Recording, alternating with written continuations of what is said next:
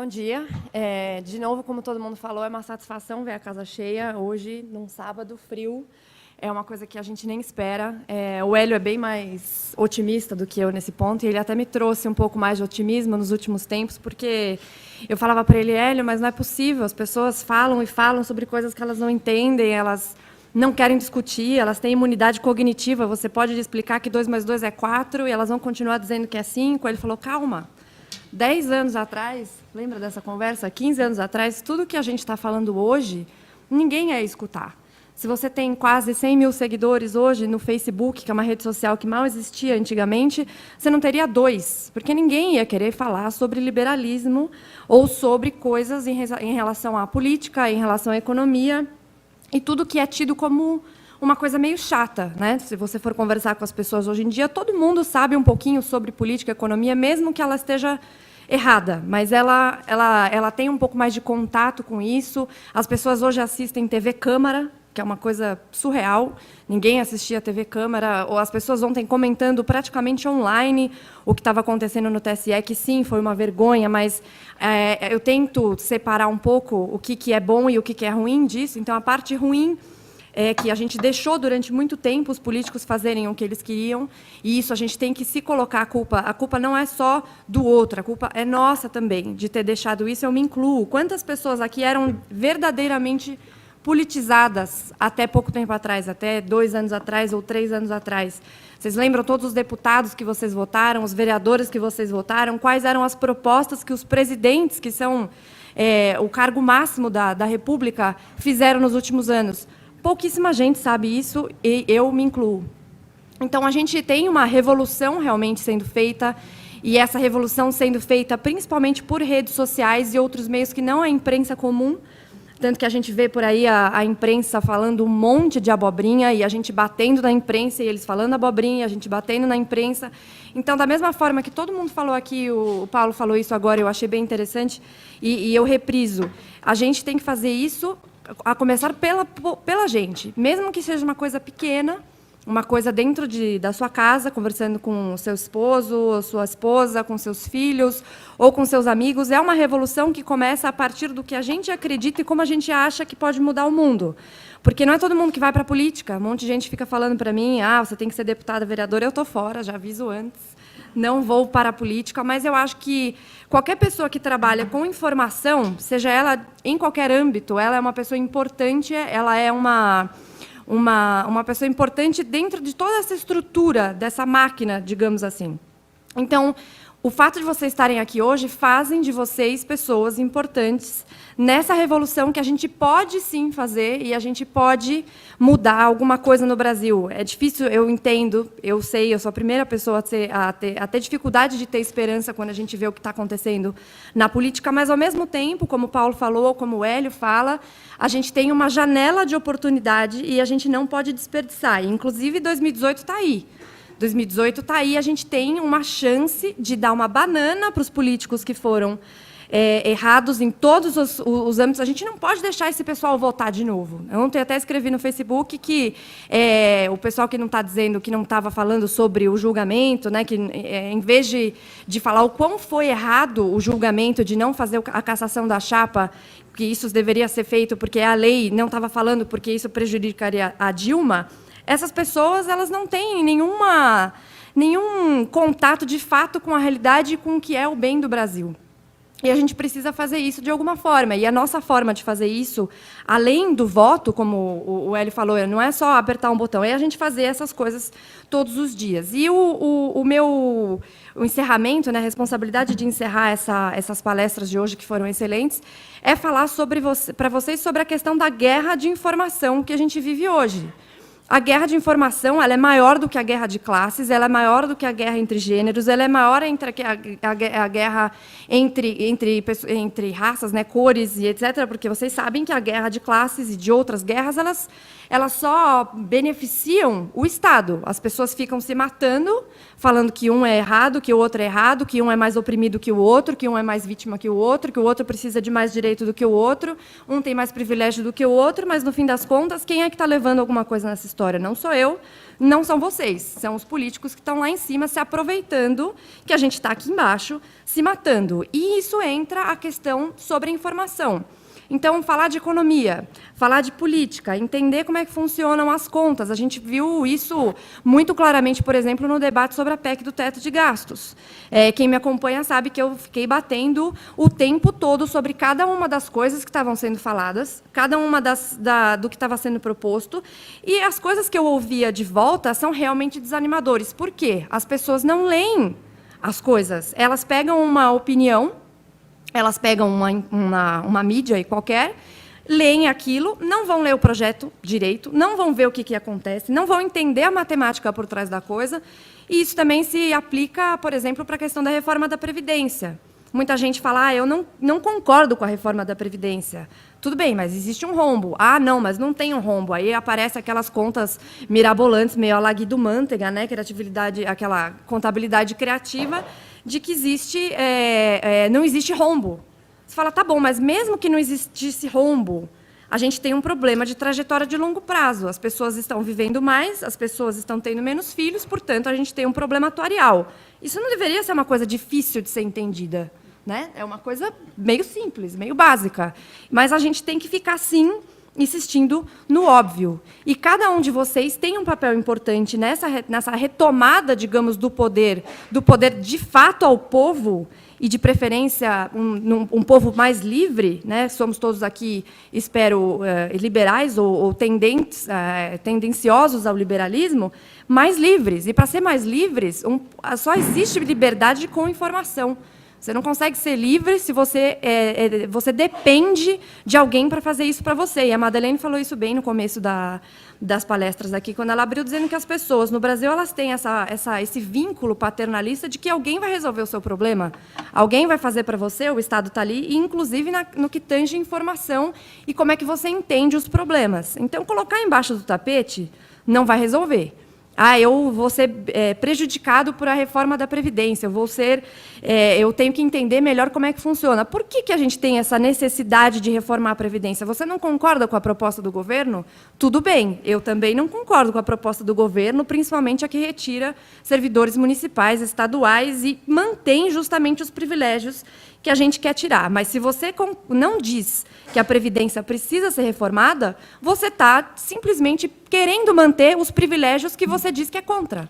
Então, você está sendo contra o que você mesmo diz, o que você mesmo acredita. A gente conversou até bastante, eu e o Hélio, recentemente, sobre a questão da hipocrisia das pessoas, que é uma hipocrisia velada que, às vezes, ela mesma não sabe que ela está cometendo essa hipocrisia, porque e o Arthur do Mamãe Falei faz isso bem feito, né? Ele vai lá e fala assim, tá bom, você é contra a CLT? Me fala uma coisa aí que... Você é contra a reforma da CLT? Me fala uma coisa aí da CLT que você gosta. Você gosta disso, você gosta daquilo? E aí a gente entra na questão do Getúlio Vargas, que o Paulo falou, que é uma legislação trabalhista que foi baseada na Carta del Lavoro, que é a Carta del Lavoro de Mussolini, de 1930 e alguma coisinha, ou seja, é um negócio de 70 anos, né, 1940, de 70 anos, que foi colocada uma pós-revolução industrial, que eu até entendo que, na época, tinha que realmente ter algumas legislações mais pesadas, porque, enfim, tinham crianças e mulheres trabalhando em lugares insalubres e tal, mas a gente não evoluiu. É século XXI, e a gente ainda está falando dessas coisas, né? E aí você vai ver os países que têm uma legislação trabalhista muito diferente da nossa, muito melhor em relação à flexibilidade, etc., e não tem ninguém vindo para o Brasil aqui ficar sob a CLT, né? Eu não conheço ninguém que veio até aqui hoje para falar, não, aqui a gente é protegido, então aqui é um bom lugar. Então, essa questão da informação é o que mais me preocupa, a informação e a história, porque, como Marx já dizia, ele só consegue fazer uma revolução, a revolução do socialismo raiz, né, digamos assim, e também do Nutella um pouquinho, se você reescreve a história. Então, a gente não pode deixar isso acontecer de novo e reescrever a história de novo, reescrevendo uma história por pessoas que não estão realmente vivendo esses problemas que a gente vive, os problemas do dia a dia. E como que vocês fazem isso? Lendo, se informando, por pessoas dos mais variados âmbitos e lugares. Não adianta só ver o que eu falei, por exemplo. Eu não preciso acreditar no que eu estou falando. Que eu falei, por exemplo, da PEC. A PEC vai ser boa porque se a gente, mesmo com ela, com a PEC do teto de gastos, até 2026, até 2022, aliás, o endividamento, né, dívida em relação ao PIB, vai subir em torno de até 92%. A gente está com mais ou menos 73% hoje, dívida bruta em relação ao PIB. Ou seja, a gente vai ainda continuar subindo, né, um endividamento alto, e não é só um endividamento, é uma taxa de juros alta, é uma inflação alta, é uma taxa de poupança baixa, até 2022, mesmo a gente segurando o endividamento através da PEC do teto de gastos. E as pessoas falam assim, não, mas não tem que ter, porque é o Estado, né, aquele mote keynesiano, que o Estado é que tem que puxar a economia e o resto. Mas não fizeram tudo isso? Já não tinham feito isso e deu tudo errado? Né? Fizeram isso tantas vezes e estimularam a economia de um lado, e é BNDES, agora com o tal do Joesley, que a gente viu que o BNDES, como banco de fomento, ele não serve para nada. Porque ele não está fomentando o pequeno empresário, o pequeno negócio, ele está dando dinheiro para o cara que não precisa de financiamento desse tipo de banco. A gente não está... E até outro dia, até elogio, é difícil fazer isso, mas eu vi uma propaganda, vocês devem ter visto uma propaganda do Santander. Vão achar que é propaganda, mas não é, viu, gente? Não é jabá. É uma propaganda sobre empreendedorismo. Na verdade, para falar de crédito para o pequeno empreendedor. E eu falei, poxa, essa era a propaganda do BNDES, que deveria ser a propaganda do BNDES. Ele mostra lá uma pequena empresária que é uma padeira, uma pessoa que tem uma pequena confeitaria, e hoje o que a gente conversa por aí, o que a gente vê é que as pessoas acham que o empresário é o banqueiro. É o cara que é o Eike Batista, é o Joesley, é o cara da Odebrecht. Não, o empresário, ele está aqui do lado, tentando vender churrasquinho. E ainda vem lá o Estado e fala para ele que ele não pode vender o churrasquinho porque a carne não tem a validade. A carne boa é a carne fraca, né, da JBS. Então, assim, a gente está vivendo um momento que, finalmente, as pessoas começaram a entender que não é uma pessoa contra a outra, é o Estado contra você. E a gente só vai conseguir... Obrigada. Obrigada. A gente só vai conseguir resolver isso se a gente for consciente, e a conscientização ela começa com informação. Então, para vocês que estão começando a faculdade ou que já saíram da faculdade e estão no trabalho, etc., como que vocês fazem para colocar a pulga atrás da orelha da pessoa que está do seu lado? Só fazendo ela enxergar isso, brigando um pouco, se desfazendo. Quantas amizades aqui, todo mundo que está aqui nessa sala já deve ter desfeito ou se afastado por conta dessas convicções políticas. E mais do que isso, de tentar mostrar para a pessoa que está do seu lado que aquilo que ela está falando não faz sentido. E essa coisa é a mais difícil. Eu não sei quem falou isso, é até uma citação famosa, mas é mais difícil você enganar a pessoa do que convencer que ela está sendo enganada. E foi isso que aconteceu nos últimos anos. As pessoas estão sendo enganadas e continuam sendo enganadas. Parece que elas gostam de ser enganadas, né? É uma vocação assim que o brasileiro tem de ser enganado e de falar assim, não, imagina, todo mundo aqui nessa lista aqui está mentindo, só o Lula não. O Lula, não. Isso aqui, toda a Lava Jato, que começou há mais de 2 anos atrás, realmente é só uma coisa para perseguição do Lula, etc. Então, assim, de novo, o meu chamariz e a responsabilidade de encerrar esse ciclo de palestras aqui, que eu nem agradeci ao Vinícius, aliás, pelo convite, obrigada, e ao parlatório, de falar para vocês que todo mundo aqui tem um papel fundamental nessa questão de dar informação e de compartilhar a informação. E hoje a gente consegue ver isso muito mais claramente por causa do uso das redes sociais. E a gente tem que fazer isso mesmo. Por mais que vocês achem que estão sendo chatos, mas tem que ter essa discussão. Né? A gente tem que trazer para o nosso dia a dia, do trabalho, da família, dos amigos, essa discussão sobre a informação, entender como funciona e, principalmente, ler os projetos certos. Talvez vocês lembrem dessa história de que, logo que o Temer entrou, e a Dilma tinha sido afastada, nem tinha, acho que havido o impeachment certo ainda, e falando do golpe, né, porque o golpe, etc., saiu uma notícia em todas as mídias, em todas elas, inclusive mídias, digamos, com um certo peso, de que pedaladas fiscais agora eram legais. Não sei se vocês lembram disso. Se você fosse ler o texto, nem sobre pedalada se falava. Pedalada é um negócio que é um nome bonitinho para fraude fiscal, em que você pega o dinheiro do banco público e transfere para a União. Né? Você faz um empréstimo da União, pela União, através dos bancos públicos, e isso não foi feito em 2014 e não foi comunicado corretamente. O texto, que foi um projeto de lei votado e começado, né, pela Dilma e por essas pessoas, era só para aumentar um pouco o percentual dos créditos suplementares. Ou seja, nem se falava sobre pedalada fiscal nesse texto.